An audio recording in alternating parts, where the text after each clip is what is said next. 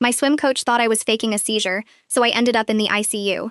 When my body started convulsing on the pool deck and Coach Ferraro stood over me with his arms crossed telling the other swimmers I was just being dramatic, I couldn't speak, couldn't explain, couldn't do anything but shake while chlorine water ran into my mouth and the ceiling lights strobed overhead like something out of a nightmare I hadn't agreed to have. Nobody moved to help me for almost 90 seconds. 90 seconds doesn't sound like much until you're the one lying on wet concrete with your muscles locked in spasm, and the person responsible for your safety is telling a 16-year-old to cut the theatrics. My name is Odalis, and I'd swum competitively since I was 7 years old. First for a local club, then for Brightwater High's varsity team once I made freshman year cuts. I'd never had a seizure in my life before that October afternoon. No history of epilepsy. No family history either. Nothing that would have flagged me as at risk during any of the physicals I'd gone through for club or school sports. Coach Desmond Ferraro had been running Brightwater's swim program for 11 years. A former Division I swimmer himself who never quite made the Olympic trials cut he'd apparently spent his whole life talking about, and who ran practices like he was still trying to prove something to a coach who'd retired a decade earlier. He had a particular reputation among the girls' team specifically, a low hum of complaints that never seemed to go anywhere because he was popular with parents, brought in good times for the boys' relay squad, and had connections with 2 local college programs that made him valuable enough that the athletic director looked the other way when concerns surfaced. I'd heard the stories before I ever joined the team. Girls who fainted during dryland training and got called weak. A girl named Bexley who'd broken her wrist diving and been told to walk it off until her mother showed up and drove her straight to urgent care herself. I'd told myself those stories wouldn't apply to me because I was fast, because I never complained, because I'd built my entire identity around being the kind of athlete coaches liked, tough and quiet and reliable. That October, we were 3 weeks into a brutal pre-championship training block, doubling our yardage and adding dryland conditioning sessions before school that left most of us running on 4 or 5 hours of sleep. I'd started getting headaches that week, the kind that pulsed behind my left eye and made the pool lights feel too bright, but I chalked it up to dehydration and exhaustion, the standard currency of a competitive swimmer's autumn. My mother, a nurse practitioner named Yolanda who worked at an urgent care clinic across town, had noticed I seemed off that week and asked twice if I was feeling okay. I told her I was fine both times because admitting weakness during championship prep felt like handing Coach Ferraro a reason to bench me, and being benched felt worse than any headache. The Thursday it happened, we were doing a set of fast 200s, the kind of interval training where you're pushing your heart rate into the danger zone on purpose, over and over, with barely enough rest between reps to catch your breath. I remember finishing my 4th 200 and pulling myself half out of the water to check the pace clock, and then everything went strange at the edges. A kind of tunneling in my vision like looking through a paper towel roll, and a metallic taste flooding my mouth that I'd later learn is a classic seizure aura. I don't remember falling. I remember the deck tile against my cheek, cold and wet, and then nothing until the shaking started, and even that memory is fragmented, more sensation than sequence. According to 3 separate teammates who gave statements later, I began convulsing on the pool deck at approximately 4:12 p.m., my limbs jerking rhythmically, my back arching, foam gathering at the corner of my mouth. My teammate Priyanka, who was closest to me in the water, screamed for Coach Ferraro immediately and tried to turn me onto my side, the way she'd learned in a babysitting certification course the summer before. Coach Ferraro's response, according to Priyanka's later written statement and corroborated by 4 other swimmers, was to walk over slowly, look down at me, and say, loud enough for the whole pool deck to hear, "She's fine, she's faking it for attention. Everybody get back to your intervals."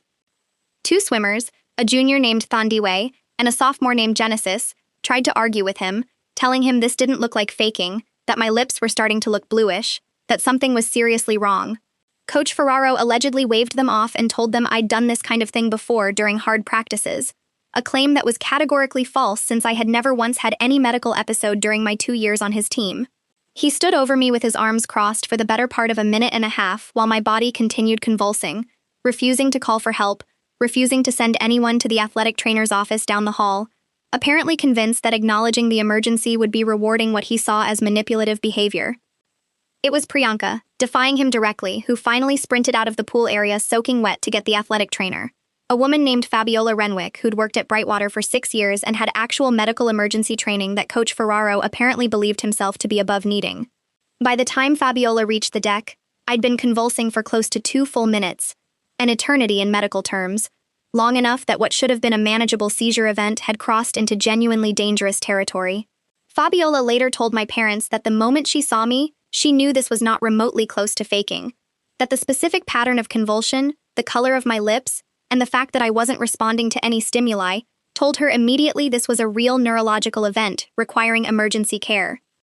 Fabiola called 911 at 4:15 p.m., 3 minutes after the seizure began, and continued monitoring my airway while dispatch walked her through what to check. Coach Ferraro, according to her later statement, stood nearby the entire time muttering that this was going to make the whole team look soft, and that I was going to owe everyone an explanation once I snapped out of it. The seizure itself lasted approximately 4 minutes total, which put me solidly into what emergency medicine classifies as prolonged seizure activity, a duration where the risk of complications increases significantly the longer it continues without intervention. I don't remember the ambulance arriving. I don't remember much of anything until I woke up in a hospital bed with my mother's face hovering over me, tears streaming down her cheeks, and a nurse checking monitors that beeped steadily beside me. My throat was raw, my whole body ached like I'd been hit by a car, and there was a needle in my arm connected to an IV line dripping something clear into my veins. My mother told me later that when the paramedics arrived, I was still seizing, that they'd had to administer a benzodiazepine to stop the convulsions before they could even safely load me into the ambulance, and that by the time we reached the hospital, my oxygen saturation had dropped low enough that they'd needed supplemental oxygen during transport.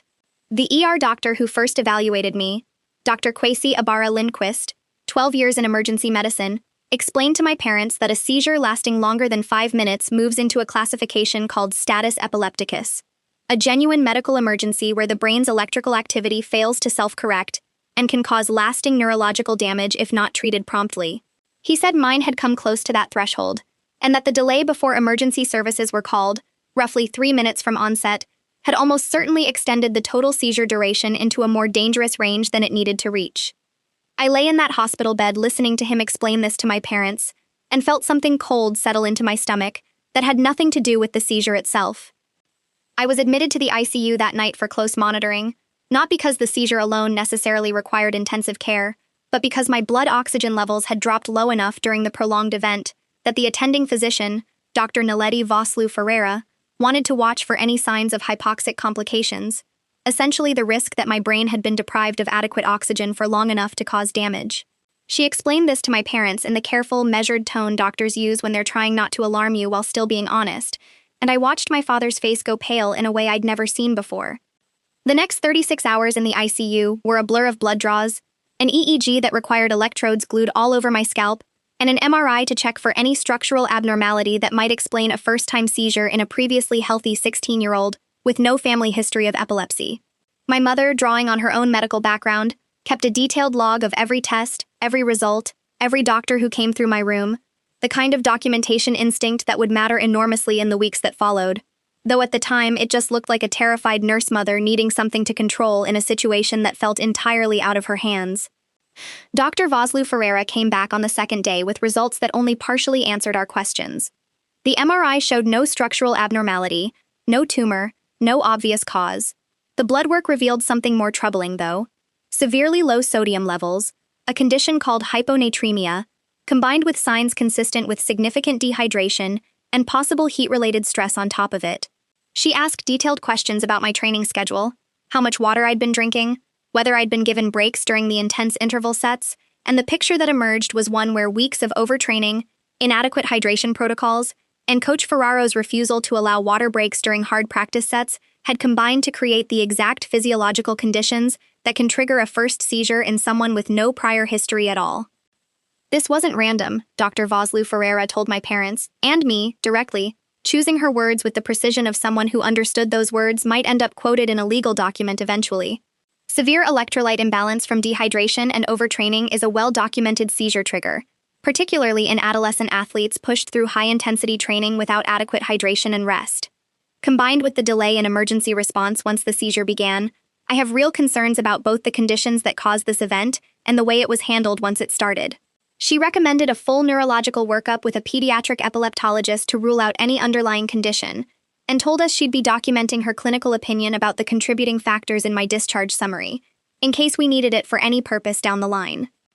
I was released from the ICU on the third day, moved to a regular pediatric floor for one more night of observation, and finally discharged home 5 days after the seizure began, weak, scared of my own body in a way I'd never experienced before, and haunted by a specific image that kept replaying in my mind whenever I closed my eyes.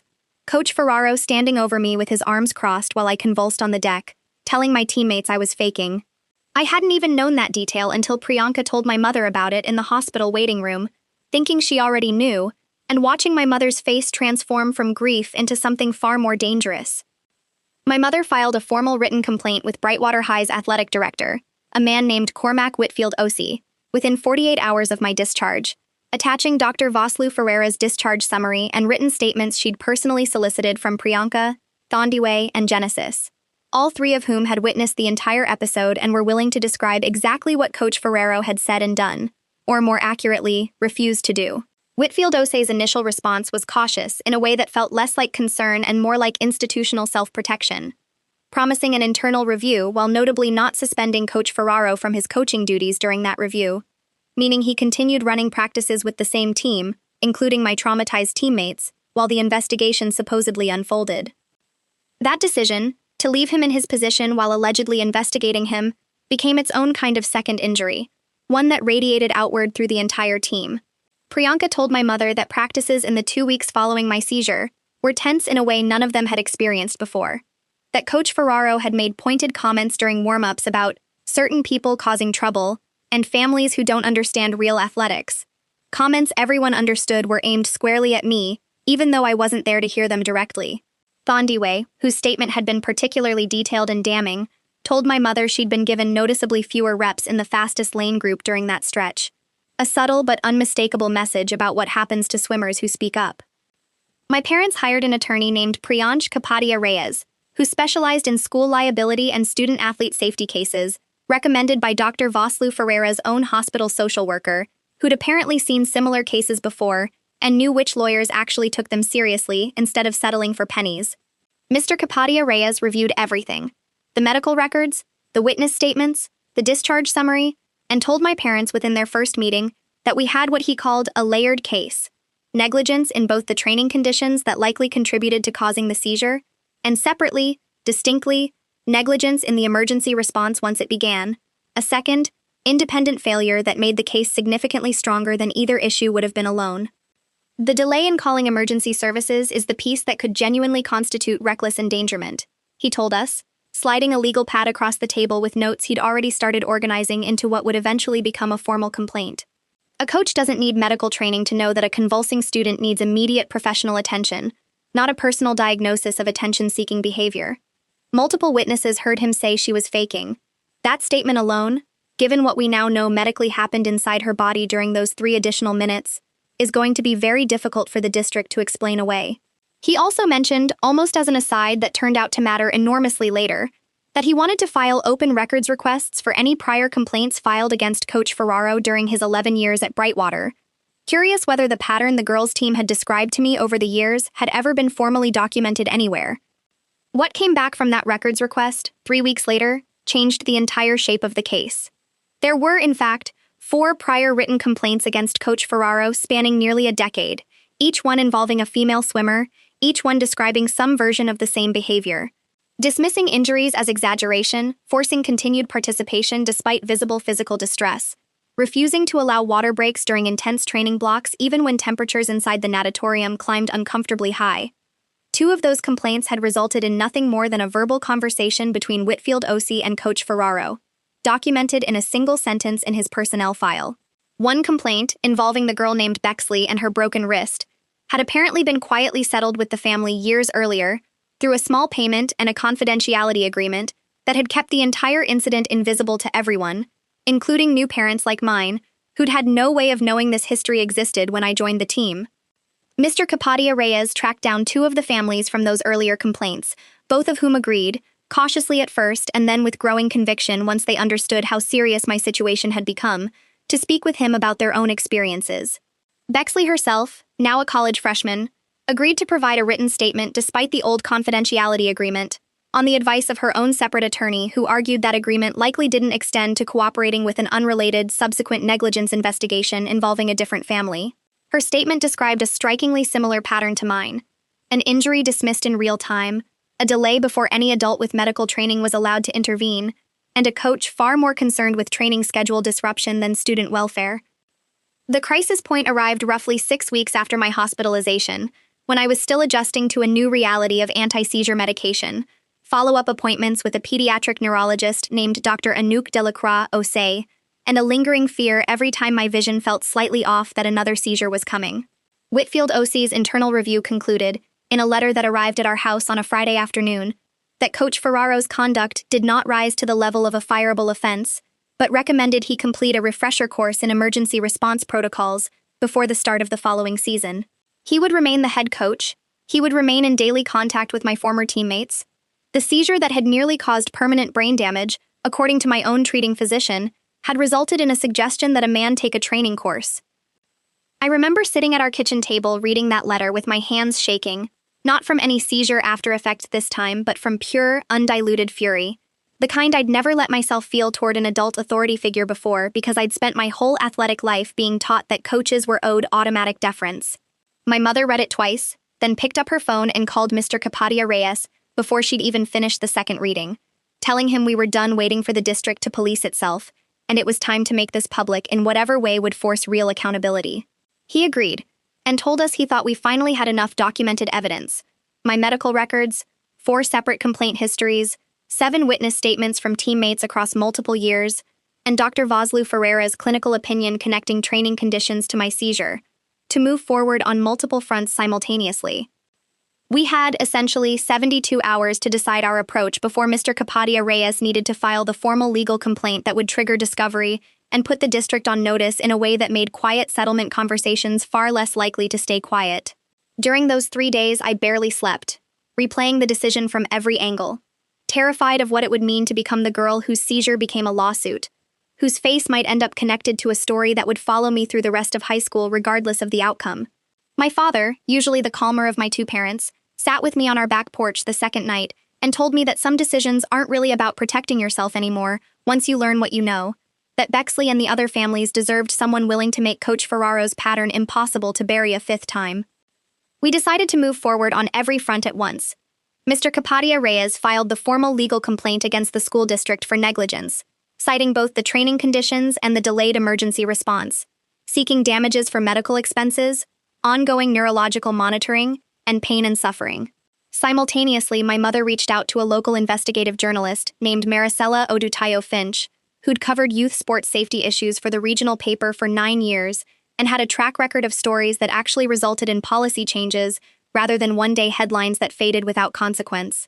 Maricela reviewed our documentation, interviewed Priyanka and Thandiwe with their parents' permission, and confirmed independently through her own records request that Brightwater's district had, in fact, quietly settled with the Bexley family years earlier, a detail the district had clearly hoped would never surface again. Her story ran on a Sunday morning under the headline detailing a pattern of dismissed injuries spanning a decade at Brightwater High, my seizure and hospitalization described in careful, sourced detail alongside Bexley's wrist injury and 2 of the other historical complaints, all corroborated by named witnesses and the medical documentation Dr. Vosloo Ferreira had provided. Within hours of the story going live online, the athletic director's office phone reportedly would not stop ringing, and by Monday morning, the superintendent's office had issued a statement announcing Coach Ferraro's immediate administrative leave pending a comprehensive independent investigation, language dramatically different from the internal review's soft conclusions of 6 weeks earlier. The following 2 weeks moved fast in a way that felt almost dizzying after the slow institutional stonewalling we'd experienced before Maricela's article. The state's high school athletic association opened its own separate inquiry, given the pattern of complaints spanning multiple years and the specific severity of my medical outcome, and requested full access to the district's personnel records related to Coach Ferraro.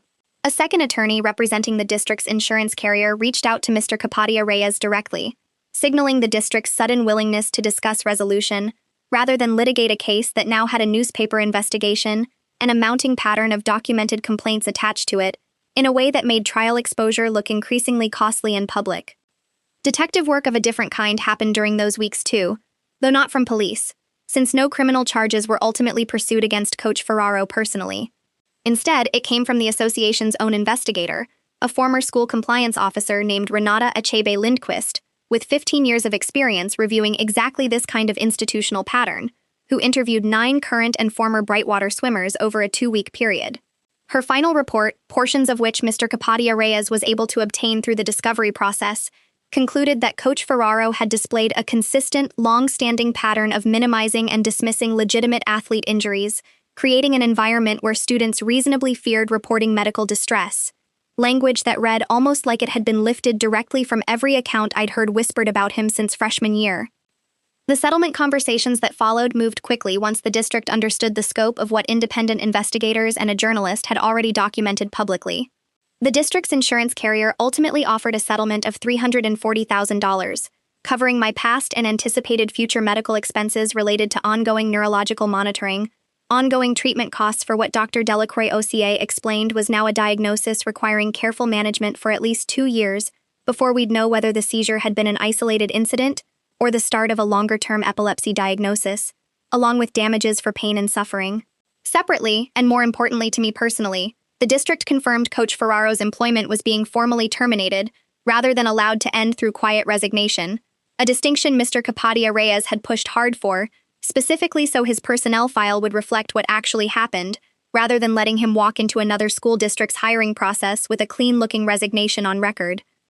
The State Athletic Association went further than the district, issuing a multi-year suspension of Coach Ferraro's coaching certification, meaning he could not legally coach any sanctioned school athletic program in the state during that period, a consequence that felt, finally, proportional to what had actually happened on that pool deck and to what 4 other families had apparently experienced over the preceding decade, without anyone connecting the dots until my seizure forced the pattern into daylight. Bexley called my mother the week the suspension was announced, crying on the phone, telling her that hearing the news felt like something she'd been owed for 3 years finally arriving, even though it had taken someone else's medical emergency to make it happen. I accepted the settlement that December, 2 months after the seizure, sitting in Mr. Capadia Reyes's office with my parents, while he walked through every line of the agreement. And I remember feeling a strange mixture of relief and hollowness, the particular exhaustion that comes after months of fighting for something you shouldn't have had to fight for in the first place. Part of the settlement funded a structured account for my ongoing medical monitoring. Part went toward a college fund, and my parents insisted, over my mild protest, that a portion also go toward establishing a small scholarship at Brightwater in Fabiola Renwick's name, the athletic trainer who had actually run to help me while Coach Ferraro stood there with his arms crossed. Recognizing real emergency medical response deserved recognition, even in a story that was otherwise about institutional failure. I returned to swimming eventually, though it took nearly 4 months and clearance from both Dr. Vosloo Ferreira and Dr. Delacroix OCA before I felt physically and mentally ready to get back in the water competitively. Brightwater hired a new head coach, a woman named Oyalaran Whitcomb who had previously worked in collegiate athletics and who, during our very first team meeting under her leadership, spent nearly 20 minutes explaining hydration protocols, heat monitoring procedures, and the exact steps she expected any assistant coach or team captain to follow the moment any swimmer showed signs of medical distress. No exceptions, no judgment calls left to personal discretion. Priyanka told me afterward that half the team had teared up during that meeting, not from sadness exactly, but from the strange relief of hearing an adult in charge treat their safety as something that mattered more than a training schedule. My seizure disorder, as it turned out, remained an isolated event rather than the beginning of chronic epilepsy, something Dr. Delacroix OCA confirmed after 18 months of clean EEGs and no further episodes, allowing me to eventually taper off my anti-seizure medication under close supervision. I still carry a mild, persistent anxiety around overheating during hard workouts, a wariness of my own body that Jerome, my old physical therapist friend from a completely different injury years earlier, once told a friend of mine is just what happens when your body teaches you the hard way, that it has limits worth respecting. I finished my senior season back in the pool, not quite as fast as I'd been before the seizure, but present, competing, and surrounded by a coaching staff that finally, for the first time in 3 years, treated a shaking body on a pool deck as an emergency instead of a performance.